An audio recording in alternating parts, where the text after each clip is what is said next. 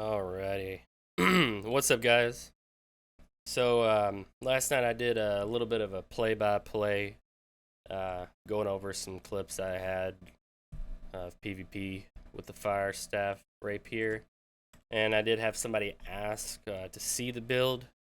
So, I do have an older video, but I don't mind making a new one. Not a big problem. So let me go ahead and get everything pulled up. So first off, I'll just kind of touch over attributes. It's real straightforward. I try to get this first breakpoint in Constitution for PvP.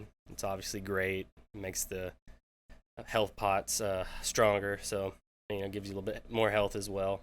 Um, and then after that, it's just straight into intellect. Now, I will say, once I get higher up, and I've actually capped out intelligence, my next goal is to pick up the first breakpoint in dexterity if it works for me in terms of point distribution, right? And why that is because I've already gained the max benefit from intelligence for my fire staff, right?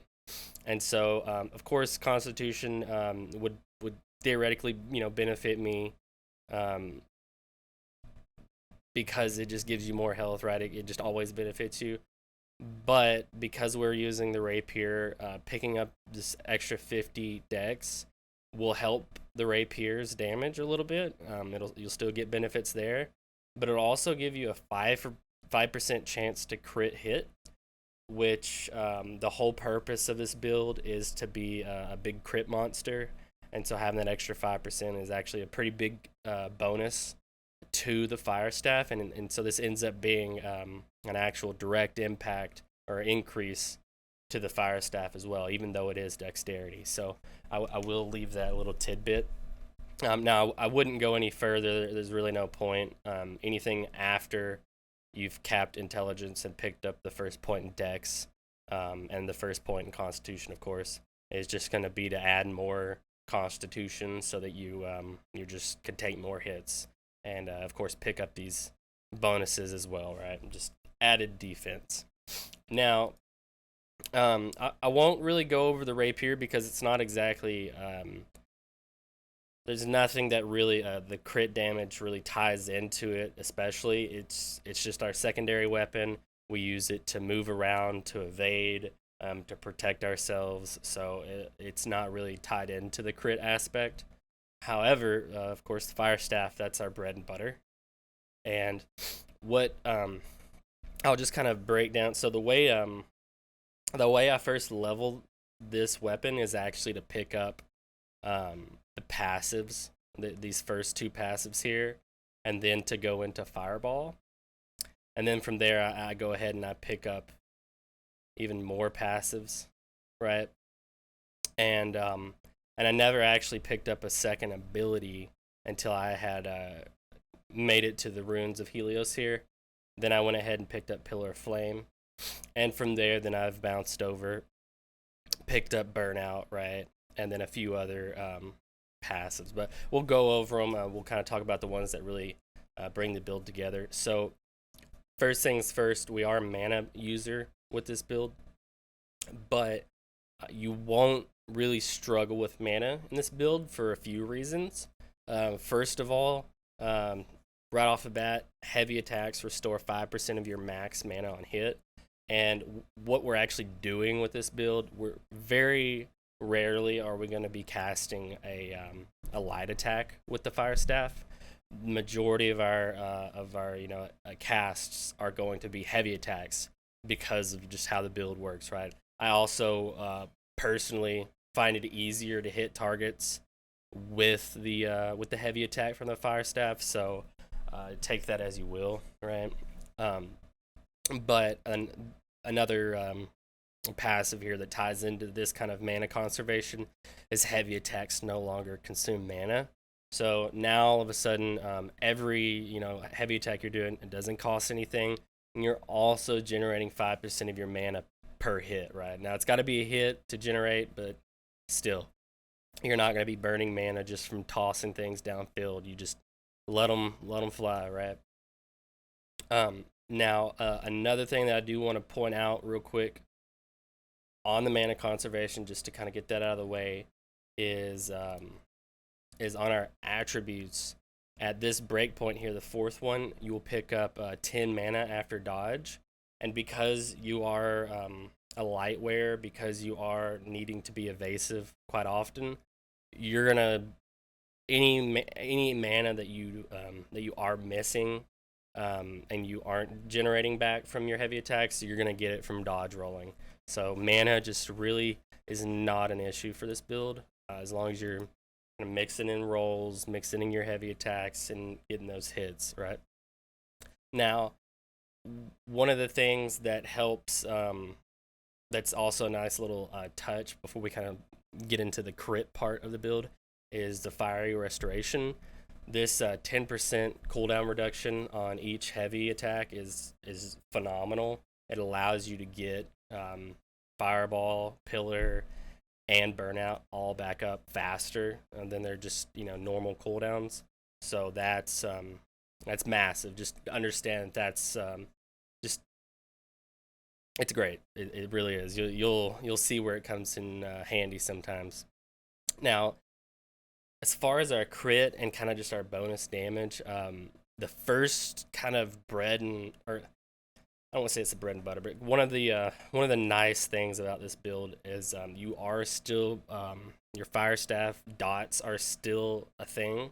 But the way they work with this build is your crits are what are going to place a dot on a target, and then we also eventually on the right side of the tree here we pick up Kindle, which is going to allow those dots to be 20% longer.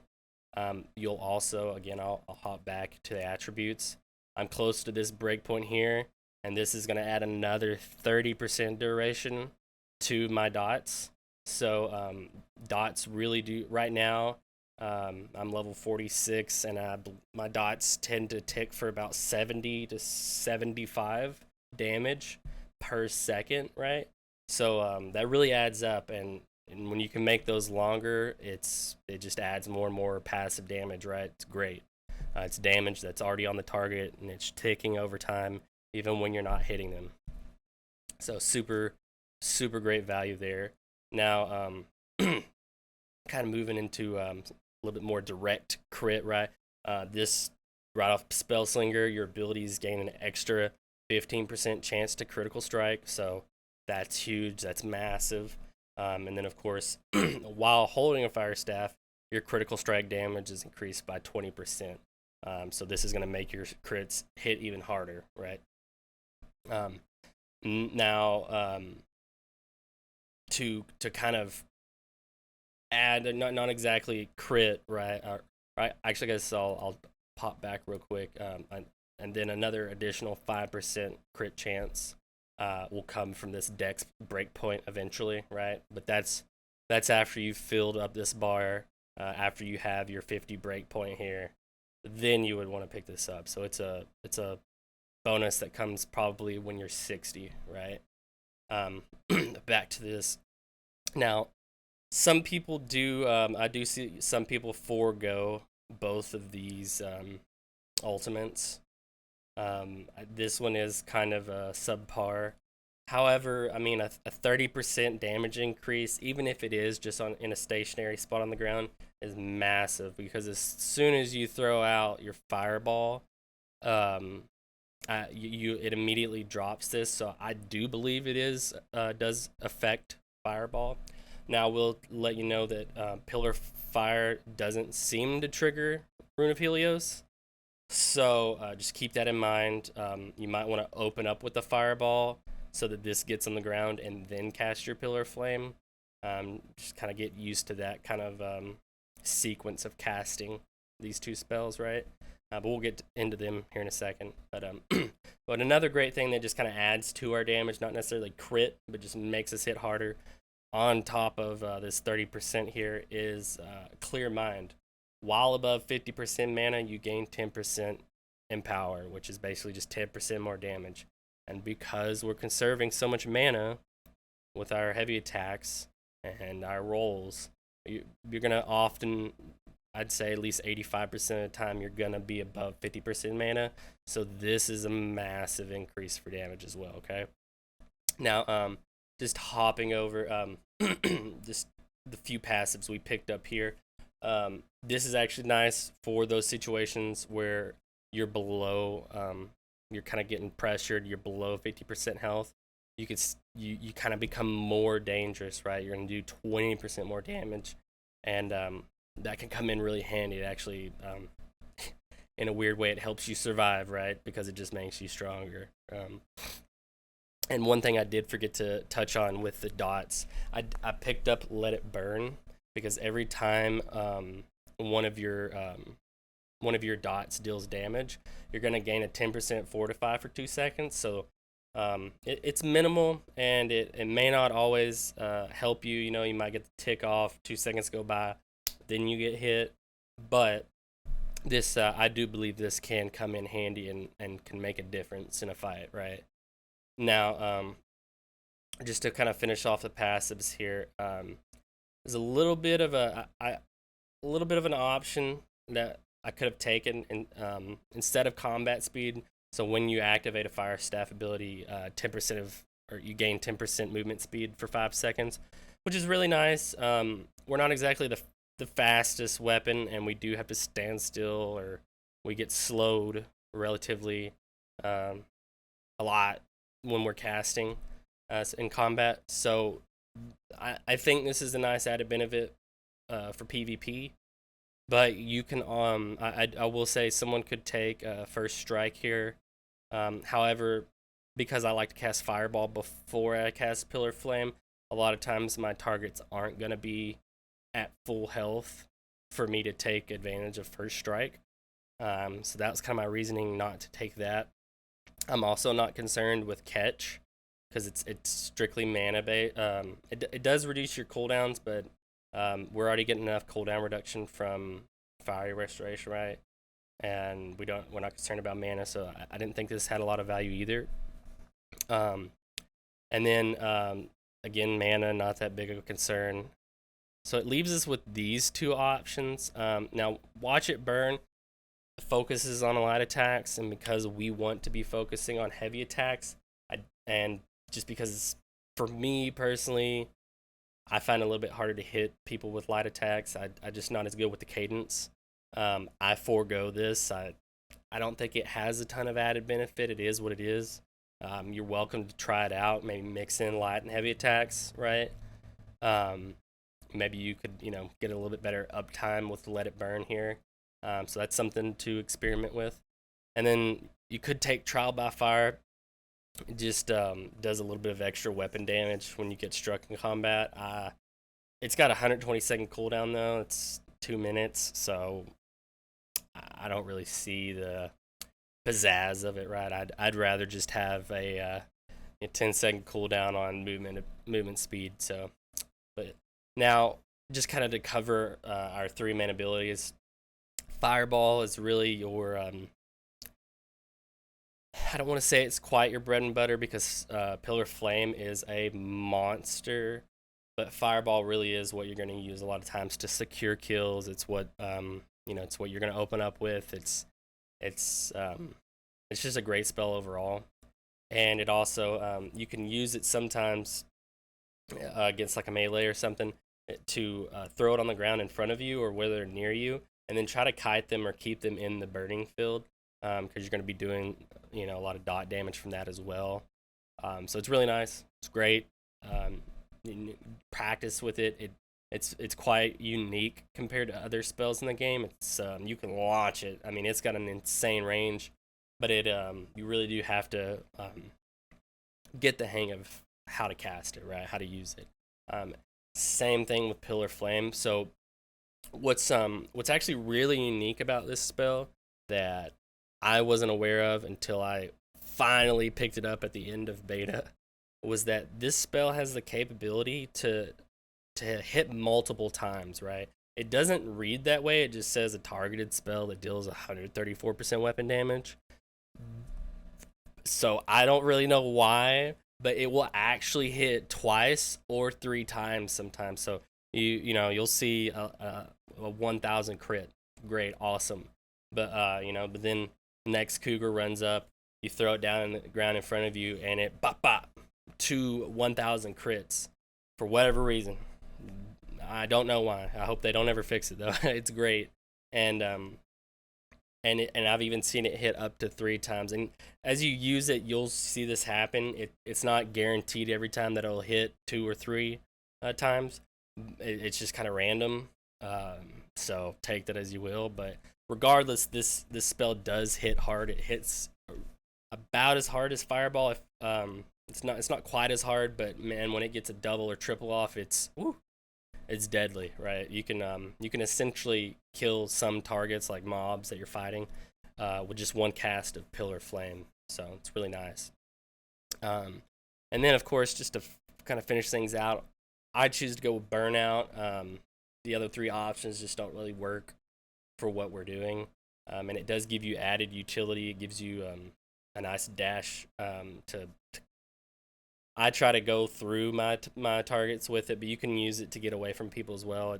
Once you pick up this passive here, where it goes 50% further, it really does become like an escape option for you. Prior to picking this passive up, though, it's better used as just trying to line up a group or just a person and hit them with it, right? Now this does hit actually hard. It won't. It's about the same. All 3 of these spells hit relatively just as hard. So sometimes I will kill people with this. It is, I guess it is a nice finisher if somebody's running from you and you just want to dash off and kill them, right? And then do just to be aware with this passive, for every target you hit, your cooldowns will be reduced by 5%. So toss out both of these 2, get a dash out, reset your cooldowns. You can throw these 2 out again, and then pick up into your heavy attack rotation. But yeah, guys, I guess that's probably more of an in-depth breakdown of the build than I've done in the past. Hopefully that answers some questions that maybe people have about the build. I consider it to be a crit build. There's the only other weapon that I've really seen utilize crit as much as the Fire Staff is the Great Axe. So both of these are my favorite weapons. Crit builds have always been my favorite builds in games, and it's really fun. My previous video, I was level 29 and I was going up against a level 37 Lightwear bowman, and I 3-hit him, right, even though he's got A levels on him. Because of this weapon, and just because of the build, I'm an extremely hard-hitting glass cannon, right? And just to touch on that real quick, do be aware that you are quite weak, or you're quite squishy. So you're gonna want to utilize your rapier as your get the hell out of dodge weapon, I guess. And you're gonna want to try and stay away from people. Really practice on using your dodge rolls efficiently without necessarily draining your stamina bar, because once you drain your stamina bar, you're actually slowed by about roughly 10% movement speed. I don't know the exact number, and it just takes an extremely long time to get back to max stamina before you can roll again. So just really learn how to be evasive, whether you have the rapier or the fire staff out, right? And then just kind of go over the gear real quick, because I know some people want to know. We go for the light build here. What I like to do is pick up a medium chest, and then everything else is light. That puts me at 12.7. Seems to be the best way, or the best way to get the most armor while still staying below the threshold. So, and of course, we want the light because it gives us the 20% bonus damage, right? The only ability out of both of these weapons that is CC, right, is going to be riposte with our rapier. So even the 10% longer crowd control just has no place in this build. So we're all light, we're all squishy, glass cannon. Love it. Learn to love it. It sucks. You're gonna pull 5 mobs at a time, and they're gonna hit you like a freight train. But you really learn how to use your explosiveness, for lack of, no pun intended, really. But you really learn that you are extremely strong, and you can move around and just blow things up, right? I love this build. As you can see, I've tried to use a few other weapons, but none of them have really tickled my fancy the way that the fire staff does. So, but yeah, guys, that's really all I have for this video. If you have any questions, leave them in the comments below. Be sure to like the video if you do enjoy it, right? It really helps get me into the algorithm. And yeah, if you want to see anything else, just let me know. Thanks for watching, guys.